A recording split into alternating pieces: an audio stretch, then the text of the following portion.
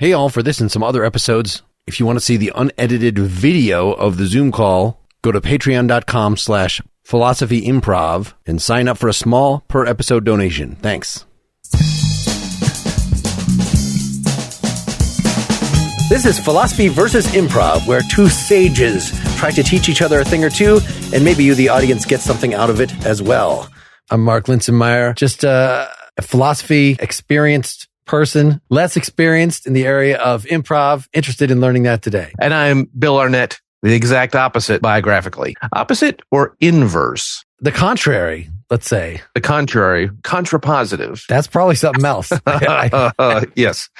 You get the idea. It's in the show's name's in the title. I think it's pretty self-explanatory. The double negative of, okay, not the double negative. Yeah. We were supposed to meet last week, and I had 3 different topics. Okay. And now I don't remember which one of them I was going to do. But well, perfect. That was my plan all along when I missed the recording time, was to get you to not bring anything in. You see how I did that? You see how magical that is? How I can turn it into an improv lesson? Well, and the reason I came up with 3 different topics, because I came up with one when we were supposed to have a guest on, and then I'm like, this is such a juicy topic. We got to have it for a guest. So I'm like saving. I feel like I should be giving the dry crusts to, because you've done enough of these. Thank you. That I don't have to have something flashy to, that a person brand new to philosophy would require for their sustenance. Who doesn't love some croutons on their salad? So don't turn your nose up at dry crust. I had a restaurant experience recently where I had a Caesar salad, and it was like all croutons. I mean, I'm not against croutons, but this was like a crouton soup. Croutons with a slight flavoring. Yeah. No, we were my younger sister was visiting, and we thought it'd be fun to go down to one of the culinary schools here in Chicago. And it's there are several nationally known for sure, perhaps internationally known, and they have a restaurant there where the students prepare the food. And it's a step above, several steps above Denny's. It's probably, $20 or $30 a plate. Although the ingredients are you're probably getting it something close to cost. But that's nice. Well, we had the tableside Caesar. We had to. It was the special of the night. We had to get the tableside Caesar. And here comes the instructor and a couple students to put together the tableside Caesar. And the instructor is just real heavy on the Dijon mustard, which is already a optional Caesar salad ingredient to my understanding. That does not seem like what I understand a Caesar salad. I don't know what makes up the salad dressing, but it's not mustard. And I could see it's, we actually just put a hint of Dijon. It's like, oh, okay, that's nice. I can see how that works. But it's just going real heavy. I would say it was more of a Dijonnaise than a Caesar. And not only is this person making it not to our liking, she is instructing other people how to make it not to our liking. And that was also a bit of a black mark in our eyes. We're drifting into the philosophy topic that I feel like we've covered many times, of sort of the ship of Theseus, or categorizing things, or, how many can you swap out of a piece of something before it's still not that thing anymore. I want to keep going in this, because this is something I'm passionate about. There's a pizza place we order, Ian's. It's a very nice, well-known Madison establishment. They have like macaroni and cheese pizza, and they have just a lot of crazy stuff. I've eaten there in Milwaukee. It's great. Drunken ravioli pizza. Yeah. So they have a similar approach to salads. So you can kind of mix and match and do whatever you want. And so I get like a beefed up Caesar that has not only the chicken and the normal stuff, but has like the corn and beans, like, cause that's a topping, and why not? And add peppers and make it more substantial. But the egg, I'm not a fan of eggs. Okay. Is it a Caesar salad without the egg? Or is the Caesar salad, is the egg the sign of, oh, this is a real Caesar? This is this is a chef Caesar. You have a crappy, cheap Caesar with just croutons and lettuce and a little cheese. I think there's something in that. I think there is something in to be like, we could add a little Dijon, we can spice things up, we can take something away, but when does it quit being a Caesar? And I think you can probably go through the ingredients and decide what is critical and what is losable before you start losing its character. I don't think all parts of it are equal. You could leave off the anchovies or not include the anchovies in the dressing. Oh, I didn't even think about anchovies, because I cannot think of a Caesar salad that I've gotten that specifically says, like, maybe that's what uses to spice the dressing, and I like it despite not knowing that. There are anchovies in it. Often they're pulverized into the dressing. Similarly, there is an improv exercise, especially kind of a warm-up, kind of a thought experiment kind of a thing, where you'd have a bunch of people on stage and use with their bodies, position themselves to build a certain object. Imagine you get 8 people on stage and say, I want you to, with your bodies, to make a car, and 2 people run over and they bend over on the ground like tires, fold their bodies over like tires. And someone else stands kind of between them and puts their arms up like windshield wipers and moves them back and forth. And maybe some people also are the back tires. Does that make sense? And you can kind of like, oh, well, it's a car. I see. You've used your bodies to build a car. But I think one of the things that's interesting is that what needs to be is that, well, the car has to move in one direction. And it's like the tires all need to be lined up in a certain way for it to be a car. We can't just have 4 people being tires randomly spread throughout the room. That's not going to look like a car.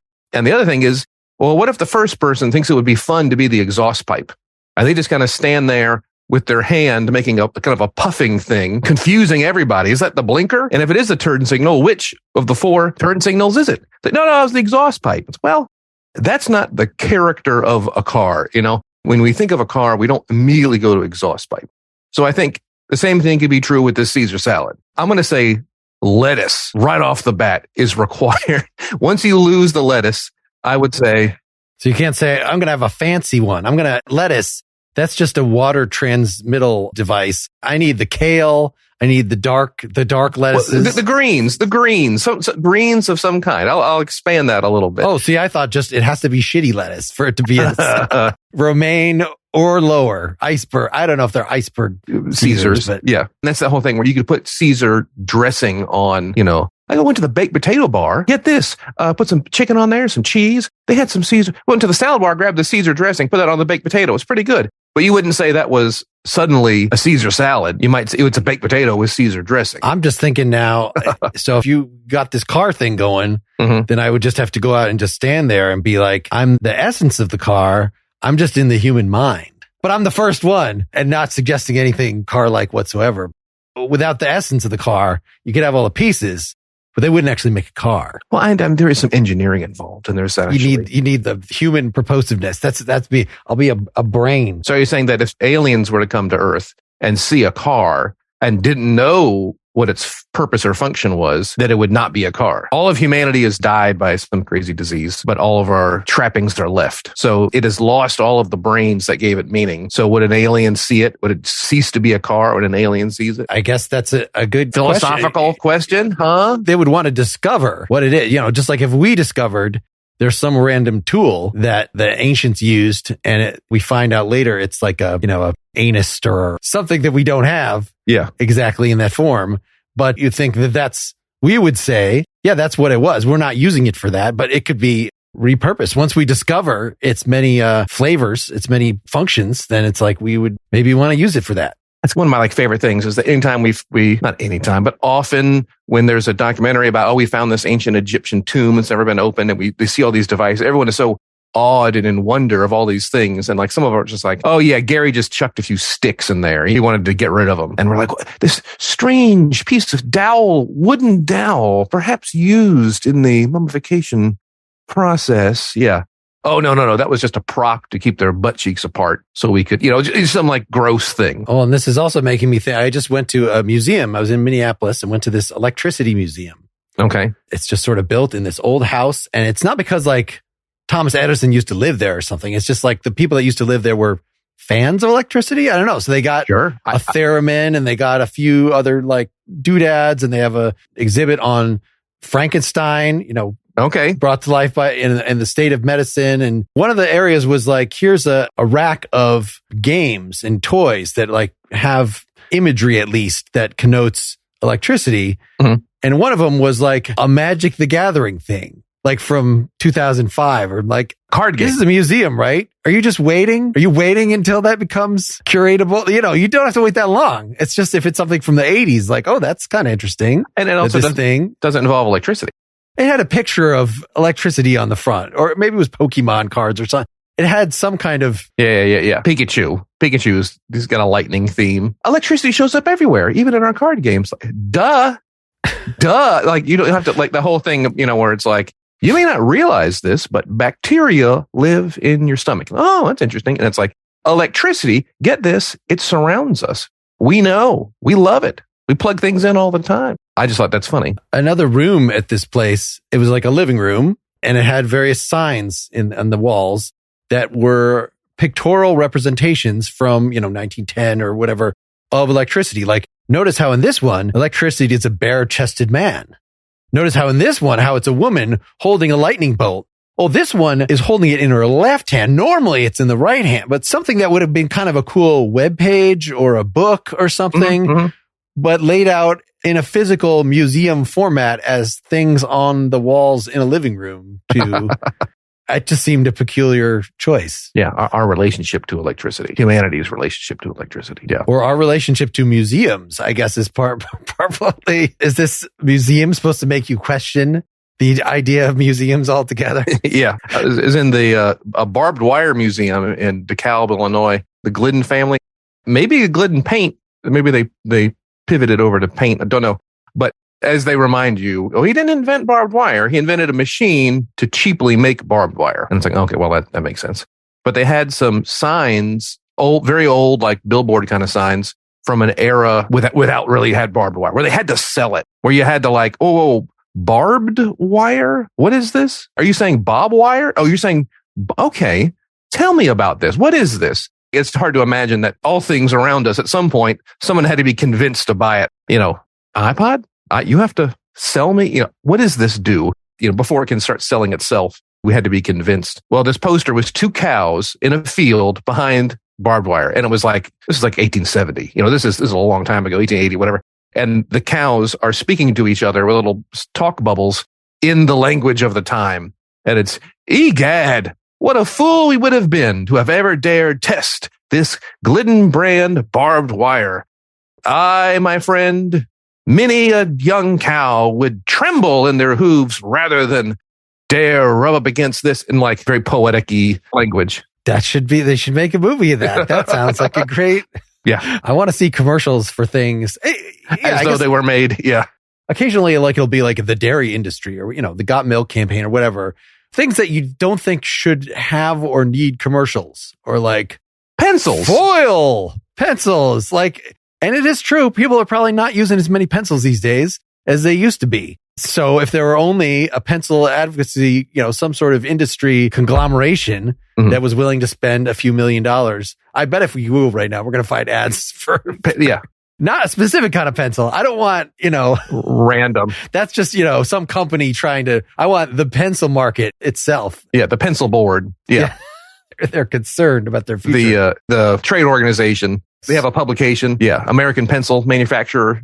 I bet that there is a trade organization of trade organizations that it's like, hey, how to spice up your newsletter for your trade organization. How crazy would that be? That seems, I'm trying to think if that is something we could make into a scene or if it is too abstract. All right. It's like, what if it's trade organizations of trade organizations of trade organizations? Well, exactly. Yeah. It goes on forever. I do have a little bit of an improv lesson for today. It's a bit of a redux, but we had said something the last show we recorded. There was something that kind of came up. I kind of want to look at. So I'm going to start a scene here, and you're just gonna have to go with me. Is that cool? Sounds great. I had a pencil. I'm sorry. I had a pencil here somewhere. I promise. Look, just give me 20 seconds. I got it. I might have one in the car. No. It's fine. I got it. I need a pen. It's got to be a pencil. It's one of those like. You fill in the kind of bubble sheet, and then we're going to run that in with your application. The application can be done in pen and we'll sign that and make sure, but the little bubbles have to be in pencil. I've got all the papers out. I've got all the application papers out and I have this special pencil just for this. So I thought this was supposed to save time. Like I had the totally option of doing this entirely online and you were like, oh, there's a line for the machines. Why don't you just do this with, the manual thing with the pencil? Because we'll do it on the Scantron form.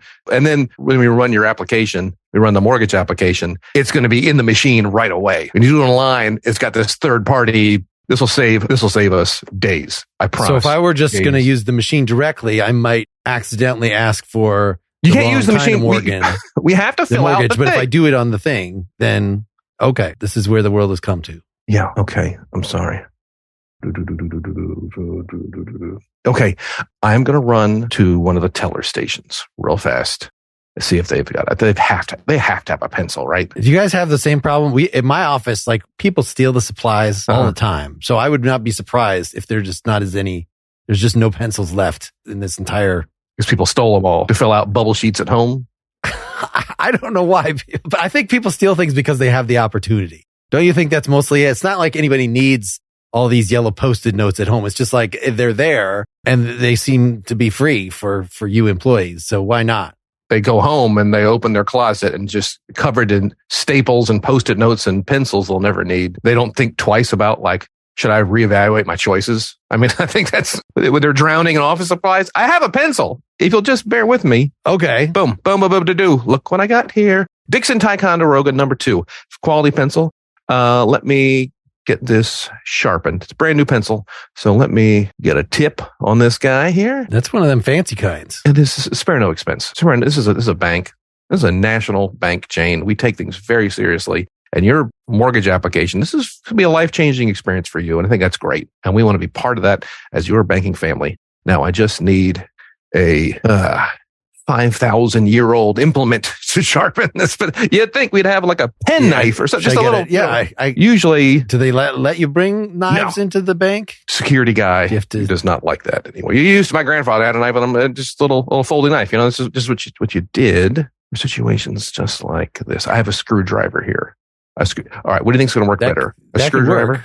Or I also have a clipboard, and I can kind of put it in the clipboard, the teeth of the clipboard, and try to just screwdrive this thing. This is a big loan here application. You got a nice house picked out. Is this going to be nice? I've done this before. It hasn't been quite this much of a ordeal. But if it's there, it's like, why not? Why not just get it? So I'm looking at houses, and why not? The screwdriver is working slowly. We're getting there. I'll get you a little nub here. I bet people took the pencil sharpeners home. I mean, did you have pencil sharpeners here? I've never seen a bank where it's like mounted on the wall, like in a elementary school. Like probably 50 years ago, it was probably the case, In the bank. Wow. Or the electric one, you got it on your desk, so this is working. You got a family? Is it just you? This is a big property here. That's just me. I mean, again, it's like, I don't know what else to do with myself. So I go out and I see something like this. I'm like, hey, loans are available. Why not take advantage of that? Yeah. You going to flip it? Or are you a flipper? I mean, if there's an opportunity, I might take advantage of that to flip. Okay. If there are people that are like, hey, why don't you sell me this house for twice what you paid for it? I'd totally do that. But I like to just go day by day. Look what I got here for it's a pencil, and there is an exposed nub of carbon and clay on the end, which you should be able to fill out the bubble sheet as well as you can. All right. Let me try just here, just on the, see how, it just broke right off. Cracked. Okay. Yeah. I did. Right. I got part of one bubble. Is that helpful? We need all the bubbles under your name, the letters of your name. They all get bubbled in. There's some industries that are moving to electronic stuff, but this is a mortgage. We need your signature to make it official, and you can't sign a computer screen. Yeah, but you can't sign with a pencil because then you could just like erase it. Well, this is the cover sheet. This is the bubble cover sheet. There's all this new technology available. I'm just not sure why it's just there. Why you not take it? Just take advantage of it. If it ain't broke, why fix it? It's actually, the expression isn't if it ain't broke, don't bother fixing it. It's if it ain't broke, don't fix it. All right. It isn't, hey, if it ain't broke, consider not fixing it. It's don't fix it. And I think I take that very seriously. Right. And I ain't broke. And that's why I'm like, let's just see. Let's submit an application for a loan. I'm not sure why a bank would necessarily want to give me a loan, but here I am. I'm an opportunity. Why not? Why not just put some money in my hands? Let's try this again. I worked on that pencil with a screwdriver. All right. And let's just see what we got here. All right. So I got the L. Great. My wrist is kind of, would you mind just filling these out? I'll give you my driver's license. You can just fill it out right. If you can write your name. If you write name across the top, I can do the bubbles underneath, but I cannot enter your name. Oh, that's like against the rules to have somebody else enter the name? Sir, this is a loan. We are opening a line of credit for $800,000. All right. This is an important thing, and it is too important for computers or for us to be all you fill it in. You can have control, agency over my financial life. Well, I mean, I just wanted I could proofread it and just having you do the labor. I'll do the bubbles underneath each I'll tell you what, you're going to give me so much money. Why don't we the lady behind me who's been waiting here the whole time while we've been futzing with the pencil, maybe I could offer her, a cut to do some of this labor. It's just like I'm the contractors and I'm going to get in there to perhaps fix things up before it perhaps gets flipped. You would trust this random stranger? Wow. Okay. I'll look away. I'm just going to look away. And if that's something you want to do, I didn't see it. But we do need to fill out this bubble sheet before we run it through the machine, get everything scanned in. All right. You're going to just look away. All right. And it does need to be your full name, Lawrence Matthew Manderbender.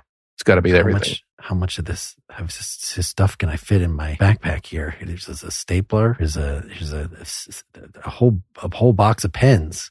I heard something jangling. Where's my stapler? What do you mean? Did you just steal my stapler? I mean, was it there? It was there past tense. It's not there currently. Well, then what, something is there. Like that's just. Well, we had a conversation earlier about taking office supplies, didn't we? We did. I thought you were saying that was okay. That's what people do. People who work there take off. You're not an employee of the bank. Because that's not what I'm applying for as well. I thought with an $800,000 loan, first of all, since I have no income currently, my assumption was that you would want to sort of employ me so you could pay me so I could pay back the loan.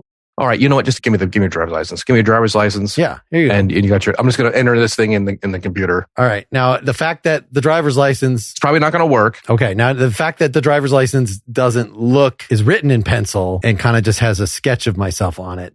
Where did you It's a real driver's license. Where did you get this pencil? Hey, we'll stop right there. Very nice. I was prepared to have it all work online and have it be approved instantly, but that was very fine. I enjoyed where it went. I like the pencil theme. I was going very easy, like the character, on having a coherent theme. I wasn't trying to be too out of left field, but just like the rest of the way that we've been doing this episode so far, just kind of seeing where the conversation takes us. Boom, boom. I think that could be the improv lesson for today. Maybe. I didn't. Perhaps. We'll see. But it certainly had pencils in it, but pencils were simply a reflector through which we chatted about obsolescence. You know what I'm saying?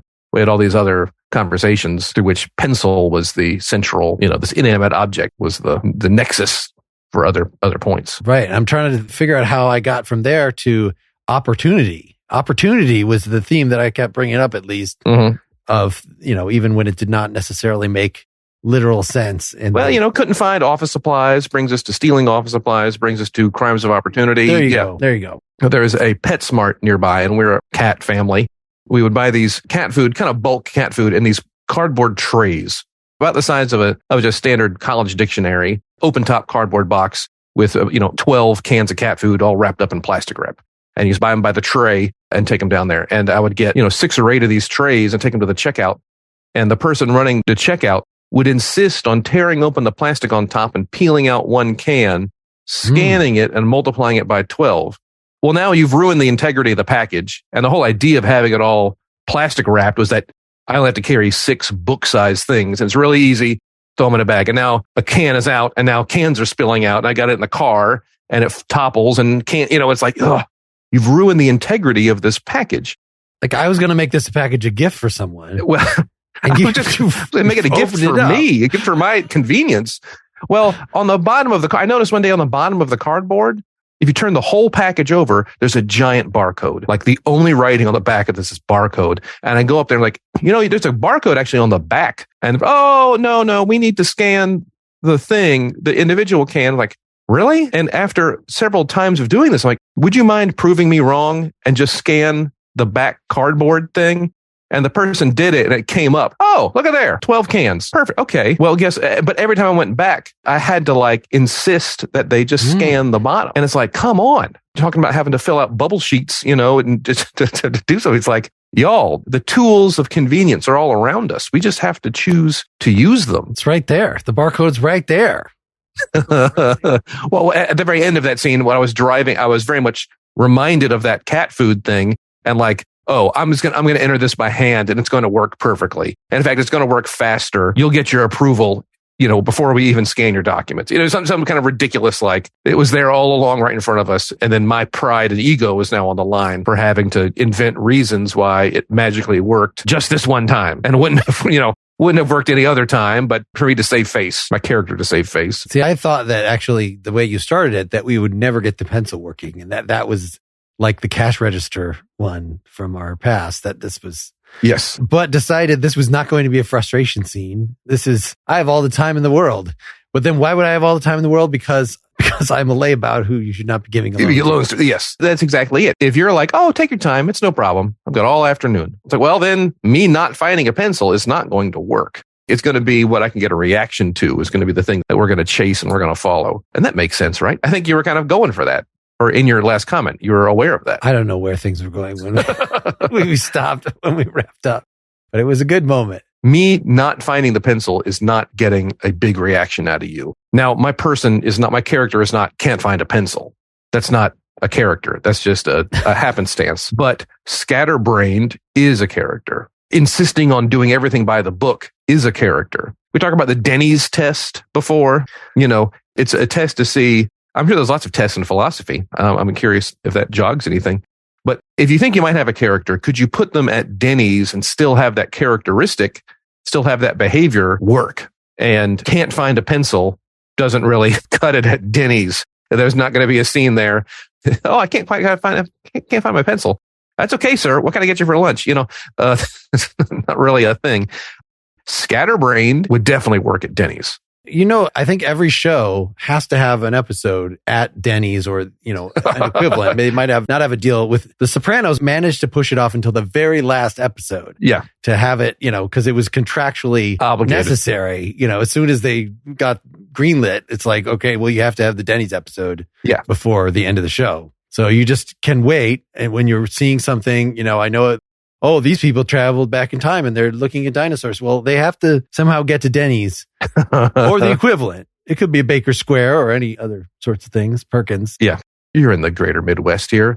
Chicago's not really much of a diner city. There certainly are diners, but it's not like Los Angeles or other places I've been that are like, man, there's a strong diner culture here. Is there something about diners that is antithetical to chains? Like certainly there are chains of diners. We've just been naming some. Yeah. But when I think diner, when I think classic diner, it's like bar. It is a independently owned and operated, unique name. It's Jake's Diner or wherever kind of thing. And they have their own kind of greasy diner food. Mm-hmm. And so has the corporatization of America somehow eaten into diner culture? Or is it just co-ops it and it's fine? It's like having ye old computer repair store. Well, that doesn't fit. There should be that if there's not that already. maybe at the Renaissance Fair. There's people who show up with their iPhones and they don't work or something. And they got to go to the old cell phone. That would be a fun. I don't know if the Renaissance Fairs would ever want to sponsor a booth. That's just this anachronism booth. This episode has been sponsored by Ye Old Computer Shop in Buckhannon, West Virginia. That's what came in. You Googled it and there is one. Okay. Well, that's fun. I hope they have a sense of humor about it and know what it is that they're doing. That's funny. I'm somehow doubting that they really play through what you're suggesting. It's like, oh, we only deal with Texas Instruments, 1980s. That would be awesome. You just only do vintage computers. People put their Ataris and their, just old machines. Yeah. Nothing after 386. Maybe it would just be a matter of I have floppy disks left over from 1988. Mm-hmm. And I would kind of like to find out what's on them. So, I mean, probably they just have all died because that's the nature of those electronic media. But there is a company, saw it online, that sources and refurbishes 3.5-inch floppy drives for sale to legacy equipment owners and operators. You bought some CNC routing machine, some mechanical industrial machine in 1985, and it still works. If it ain't broke, but you can only program it on 3.5-inch discs or airplane. Some of the older airplanes, people are still flying older 737s and 757s. Like those, if you want to update the firmware, you got to do it via a floppy disk. So this company exists only to refurbish and sell floppy disks. It's like getting a turntable again or something. There's probably, USB 3 or whatever compatible floppy disks that somebody is selling so you can access all your old media. Old stuff. Yeah. Yeah. I could see that being a thing. I was able to buy a new record player by telling myself I still had old records from the 80s. And I'm not being a hipster following the trend. I actually would like to listen to my old records. That's what I told myself. How'd that work out for you? When I bought a turntable. Pretty good. Actually, it was nice. It was like, oh yeah, I remember this. Yeah, oh yeah, okay, well, yeah. I got a new turntable. My one just had stopped functioning at some point, and some musician I was interviewing sent me his LP.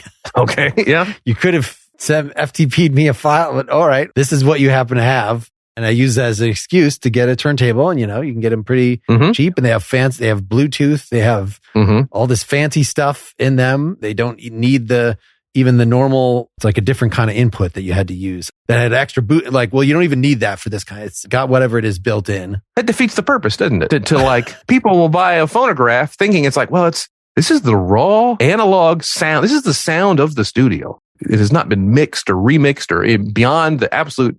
This is the pure analog sound. And I got to run it through a USB. It's like, no, you've just digitized it. You've just gotten rid of the, yeah. I compressed all my vinyl into MP3s. Now it's portable. It's like, why? I did have it upstairs, unconnected to my stereo for a little while, just to use the Bluetooth. Sure. But the novelty of having to put records in the thing and resync the Bluetooth, was not staying power. Yeah. I can't say I've used it a lot since getting it. That's fine. That's up fine. And running. But that's sort of, I think, the story of something that is novel. Like, oh, that'd be kind of cool to, have it's not after 5.5 discs and 3.5 discs. There was the little hard discs. Oh, talking about. Looking at a mini disc thing that kind of stuck around for a little bit. Yeah. Or they were like, not the mini discs, but, for computers as data storage that, you could fit, what was it going? 3-inch floppies would go on one of these things. Yeah. And so I put all my stuff on there for a while. Yeah. And I have a stack of them. And should get a drive, but it would not become a new part of my life. Yeah. Technology demands, either it's mostly wasted, and it's like, I do think of that sometimes in terms of presence. Even if the person is just going to have a good time opening it, that's like half the value. Totally. Like, I know you're not going to actually read this. I know you're actually going to watch this VHS copy of Roadhouse. It's going to be funny when you open it. That's all we need for the theater I work at, the IO Theater in Chicago. They've remodeled and refurbished, and the place has kind of a throwback, mid-century modern kind of hipstery feel to it. And they've got new furniture and new trappings and whatnot. And it's kind of like a den, wood paneling, and it's fun, and it's better than it was for sure. But upstairs, they have a small little lounge and bar area upstairs with an old CRT television that's, as deep as it is wide, with a built-in DVD and VHS player. And people have brought in just rando VHS tapes to play on this thing. And I had something that occurred to me while I was walking past it one day. I saw people had stored some VHS tapes on top of the television. I was like, oh, you can't do that. Who's doing this? And I immediately ran over and moved them. And the people are like confused. And I wrote a little note. I was like, you shouldn't store your VHS tapes on top of the television. Signed, Gen X guy. Because it will erase them, or it will damage them. You must remember that, Mark. You must remember. I don't remember that. You can't do that. Oh my gosh. I feel like I have some image in my mind of VHS tapes stacked on top of a TV. Oh, well, but there's usually a heat thing or something. You don't want to. There may be part of a console, or there's a wooden thing on top. It gives it some space, so it's not right on top. But that note is still. It's been several weeks, and the note is still there. So I'm happy, and I have not seen VHS tapes on top of the television. So that's nice. This is making me think about notes, technology that is used only in a limited basis or presence so at some point, my daughter had piano lessons in this 2-story building, pretty small, just like a couple offices upstairs, a couple offices downstairs. The piano teacher had put this big sign, like a permanent sign on the bottom, like, do not make noise on the stairs. But there was never anybody on those stairs when I was on the stairs, ever. There'd be nobody that would be making noise. Yeah. So eventually I just ripped the thing down. After staring at it for 6 months, I'm like, this is merely something that is phrased in a way that's setting me wrong. It's just putting out bad vibes in the air, and it's achieving nothing. Yeah. And perhaps is a solution to a problem that never existed. Probably, And then is it even a solution? Is it even a solution anymore? If the problem never occurred? Did you want to do a scene, Mark? Did you want to try to squeeze one in? How are we feeling on time here? Let's squeeze it in. I'd like you to start this one. And just as I started, I would like this scene to, in no way, and I know a bit of a redux. This is a theme that has come up a few times, but I enjoyed our prior scene. In no way defines the location, defines who I am, simply is there to define who you are. I am scatterbrained. I can't find my pencil, It only says this is the kind of person I am in a way that would pass the Denny's test. If you need a moment, that's fine. We can pause the recording. Well, look, I'm not trying to start an argument here. I'm not sure why you think I'm trying to start an argument here. I'm just saying. I'm just asking questions. Okay, that's fine. Yeah, that's fine. Yeah, I guess I just need the oil changed. I don't know. I just saw your sign with the... I mean, if you're going to be belligerent about it, I'm just trying to do my job. I'm not sure why you're all coming in here making specific demands. The sign was up for the 1099 oil change, and it was just... It wasn't there today, and I was just asking, is that deal still available? That's all. That's it. Is that deal still available? If it's there, you might as well take advantage of it. That's why I'm here. I just didn't see it up today. I pulled in. It was there yesterday. Yeah, so you're welcome to pull on in there and change your oil, and then you can pay me that amount. And that sounds like a pretty good opportunity. The 1099 oil change, you're going to honor that, even though it's not on the board. Yeah, it's a self-serve. You don't need to be ordering me around. It's self-serve. 1099 if you do it. How much is it? Well, what's the charge for you and someone here to do it? Oh, I don't know. We'd have to... It just wasn't clear. We'd have to talk internally about that. You're an oil change mechanic, right?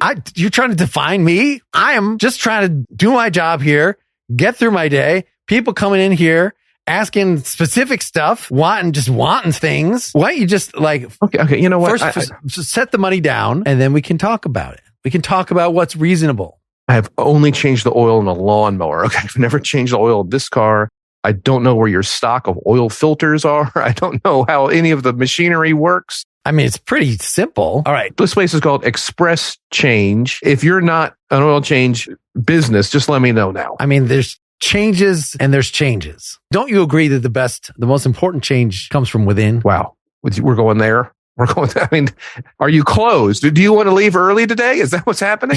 You being someone who could handle basic maintenance on a car like a human, like a man, that it seems like... I just came from the office, sir. I got my suit on, okay? I don't want to get it dirty.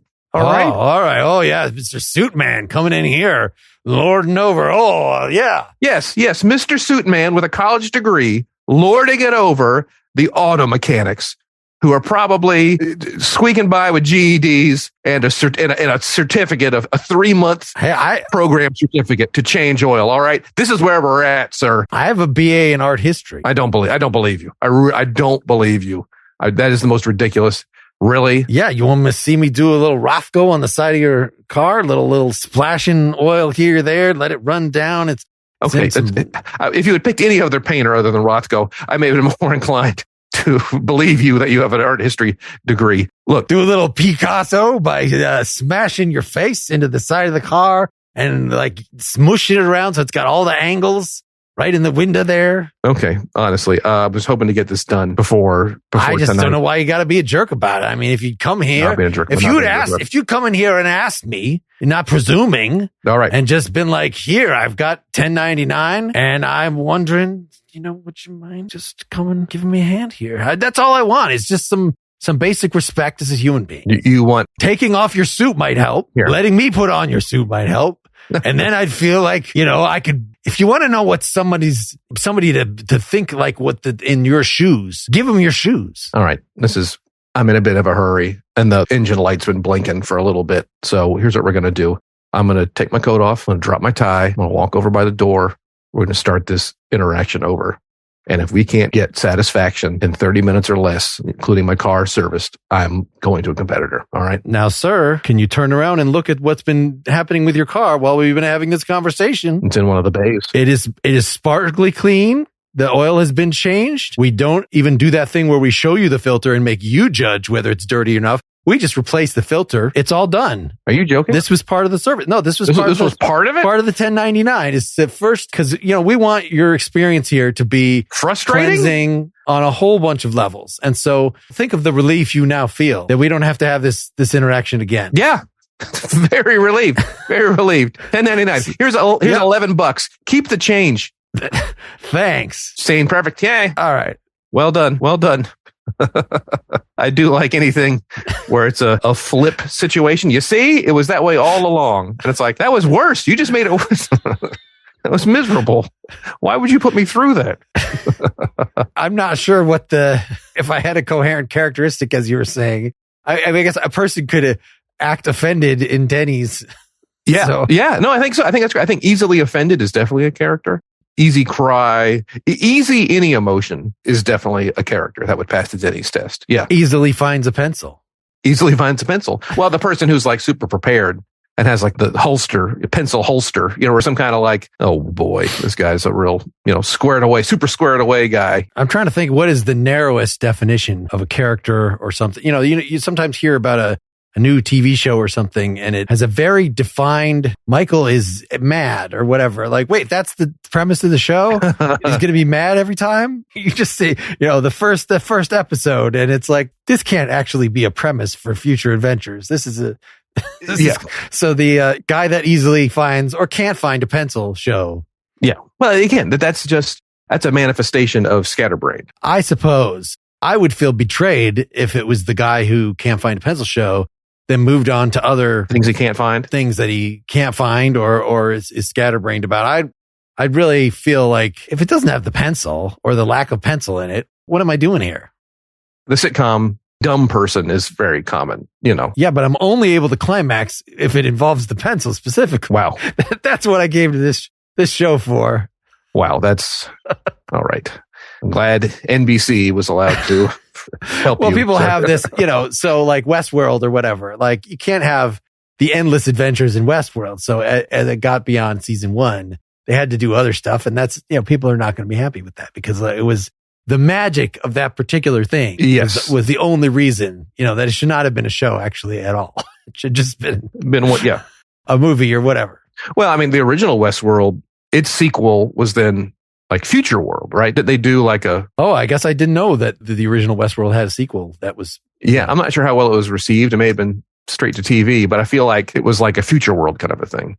And then I feel like other TV shows of that era, your Wonder Womans and $6 Million Men and the lady one whose name I can't recall. The Bionic Woman. The Bionic Woman. They all were like, oh, we need to do a show with robot cyborgs. Like robot cyborgs, thanks to Westworld, that was like on everyone's mind. And every show I had to have a robot and you could take their face off, and they're oddly really heavy. And if they step on a pencil, they'll just shatter it. That's like, oh, it's a robot cyborg. That's how we know. Halloween 3. Oh my gosh, that movie. I had nothing to do with the other ones. Yeah. But it had lots of robot cyborgs. It did. And faces that fall off quite easily. Yes. Come on. Let's put some screws on that thing or attach the face from behind with a screw. And then you just, yeah. So how many times in an improv scene has somebody been like, oh, my face fell off. I'm a robot cyborg. Not enough. Not often enough. That needs to come back. That was definitely, I bet someone on the internet has. All right. Well, I'm just going to put that in my pocket. Piled all the robot cyborgs. That we do, so that whenever anything gets a little slow, it would be clunky on stage, even clunkier on a podcast. In both of these scenes, I had a thing where I've done something to your car, I've something to your desk. Okay. And I'm trying to, ideally in a fully cooperative thing, I'd be like, well, look behind you at your car. What has happened to it? And then you would have to figure out, that wouldn't actually fulfill my idea. Yes. And that is, I'm presuming, part of the philosophy lesson. This idea of what is. That is what I've been thinking of all along. It's been completely coherent. Salads, opportunity, signs that are not useful, and robot cyborg face. What do those all have in common? If you're going to have robot cyborgs, you have to swap them with people of leadership in the nation. That's part of the whole, you got to have the president replaced by a robot cyborg. So I think this whole notion of what is something? When does that Caesar salad stop being a Caesar salad? When was it ever a Caesar salad? Had no one done that before?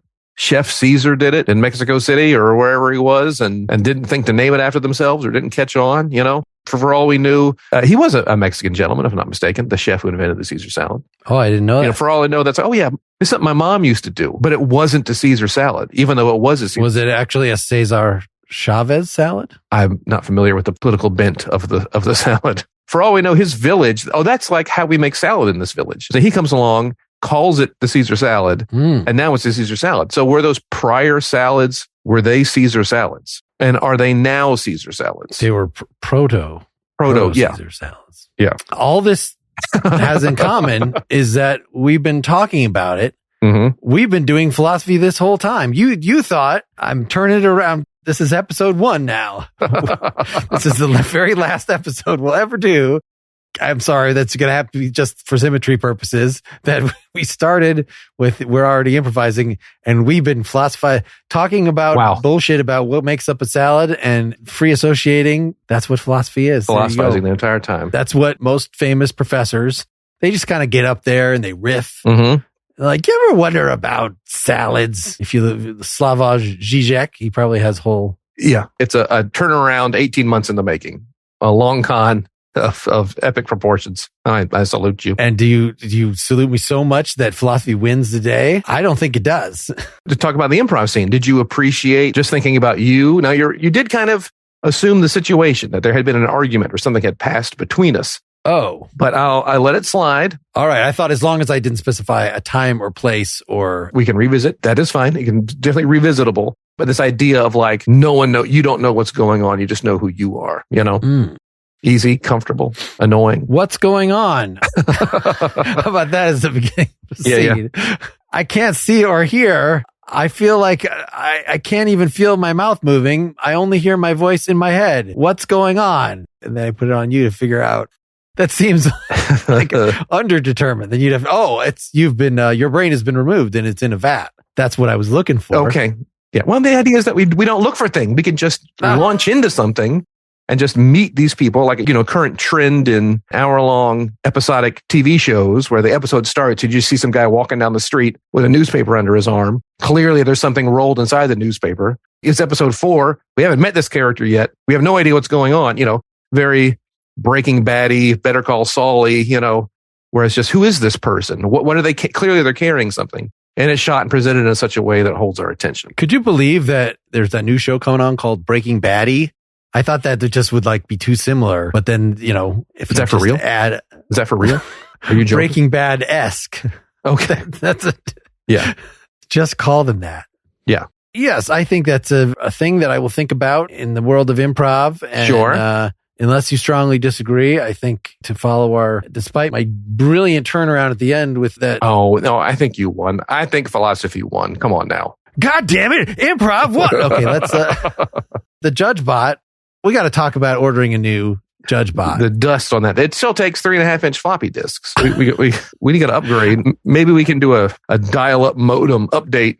I think, yes, that's all the past lessons that we've learned are all stored only on 3.5-inch floppy disks. And we no longer have access to them. I'm sorry. We've upgraded to Microsoft 360 and it no longer recognizes the hardware doesn't work. The software doesn't work. You might say, we must not have learned a lot because the capacity on this disk is so small. And I'd say, no. What we've learned is so concise and able to be written so clearly and within such power that little language is required. And in just 20 simple words, encapsulating such magically powerful lessons. All right. I want to invite the listeners to write down what they learned on today's episode. I think that'd be great. Email it to us. It's mark@philosophyimprov.com. And I will read probably anything we receive on the next opportunity, whether it be a supporter thing that most of you won't hear or a public thing. I will somehow find a way to humiliate you or